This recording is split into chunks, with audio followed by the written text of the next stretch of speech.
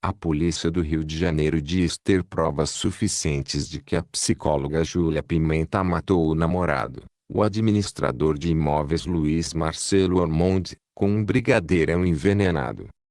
Exames confirmaram a presença de morfina e outras substâncias no corpo da vítima. Os investigadores afirmam que o crime foi premeditado e teve como mentora a influenciadora, Suiane Brechach, a cigana Esmeralda, uma mulher que se apresenta como líder espiritual. O Fantástico ouviu o namorado de Suiane. Ele disse que viu as duas moendo o remédio que seria misturado ao doce. A influenciadora digital tem mais de 8 milhões de seguidores nas redes sociais. A polícia diz que ela planejou o assassinato do administrador de imóveis Luiz Marcelo Antônio Ormonde junto com a psicóloga Júlia Pimenta, namorado dele. Suiane está presa há 11 dias. Júlia decidiu se entregar na noite de terça-feira e agora preferiu ficar em silêncio. Luiz Marcelo foi morto de forma cruel. Ele comeu um brigadeirão envenenado por Júlia. Segundo a polícia, a namorada não só matou como permaneceu com o corpo por 3 dias no apartamento da vítima, na zona norte do Rio. Nesse período, ela manteve a rotina, inclusive indo à academia fazer exercícios. O Fantástico mostra agora como a Polícia Civil desvendou toda a trama. As investigações avançaram ainda mais numa sala do Instituto Médico Legal. Uma máquina, que começou a funcionar aqui há 8 meses, identificou as substâncias encontradas no corpo de Luiz Marcelo. Os peritos dizem que se o crime tivesse ocorrido antes de o equipamento ter sido instalado, teria sido praticamente impossível descobrir com exatidão o que provocou o envenenamento. A quantidade de medicamento foi revelada pela cigana Suiane na delegacia. O Fantástico mostrou o vídeo inédito do depoimento no domingo passado. A reportagem também gravou uma entrevista exclusiva com o namorado de Suiane, que preferiu não mostrar o rosto.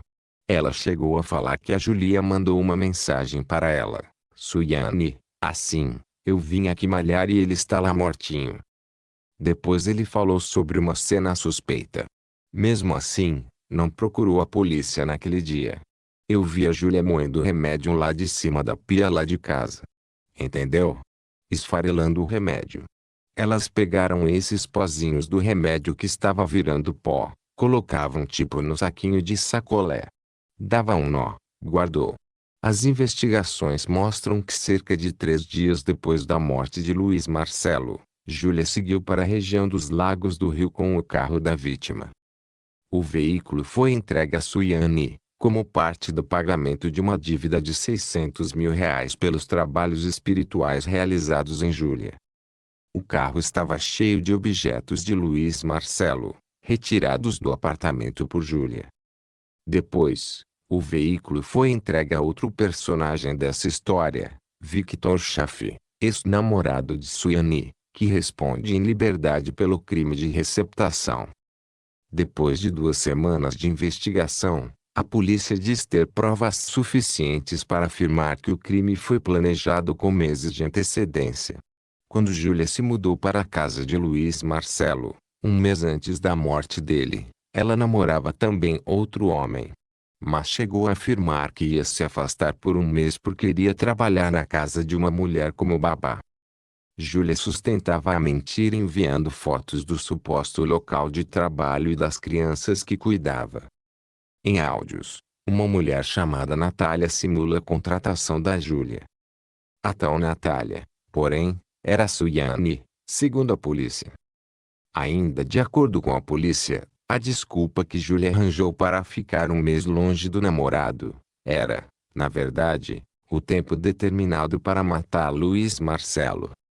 O advogado de Suiane Brechach disse que não vê nenhuma motivação para o homicídio da vítima, uma vez que Suiane no máximo tinha interesse financeiro. E que para que seu interesse fosse alcançado o relacionamento de Júlia com Luiz Marcelo deveria prevalecer por bastante tempo. A defesa de Júlia Pimenta informou que está analisando os documentos e que em breve, irá prestar esclarecimentos.